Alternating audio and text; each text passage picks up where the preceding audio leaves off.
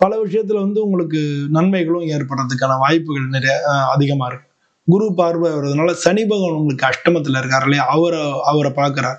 குருவுடைய வீட்டுல சனி பகவான் இருக்கார். தன்னுடைய வீட்டுல இருக்கக்கூடிய சனி பகவான குரு பார்வை பார்க்கறதுனால பல விதத்துல உங்களுக்கு தொந்தரவுகள் குறையும், உங்களுக்கு இடைஞ்சல்கள் குறையும். பல பேருக்கு கோர்ட்டு கேஸ் வம்பு வழக்குகள் இருந்ததுன்னா அதுல வந்து வெற்றிகள் கிடைக்கும். அதனால பல பல காரியங்கள் வந்து உங்களுக்கு சக்சஸ் உண்டாகும்.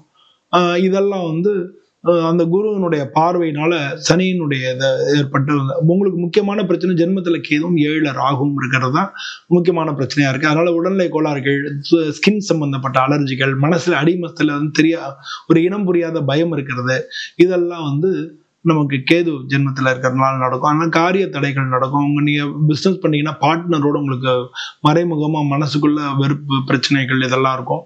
இதெல்லாம் நடந்துருக்கக்கூடிய காலகட்டமா இந்த காலகட்டங்கள் இருக்கும். ஸோ இதெல்லாம் வந்து ஏற்கனவே ஆக்சுவலா 2வது 4 மாசத்துல தான் இது அதிகமா உங்களுக்கு தெரியும். ஏன்னா முதல் 4 மாசத்துல வந்து குரு பகவானுடைய பார்வை வந்து ராகுவுக்கு இருக்கிறதுனால அப்ப தெரியாது. இந்த 2வது 4 மாசமா ஏப்ரல் டு ஆகஸ்ட் வரும்போது அந்த மாதிரி காலகட்டத்துல தெரியும்.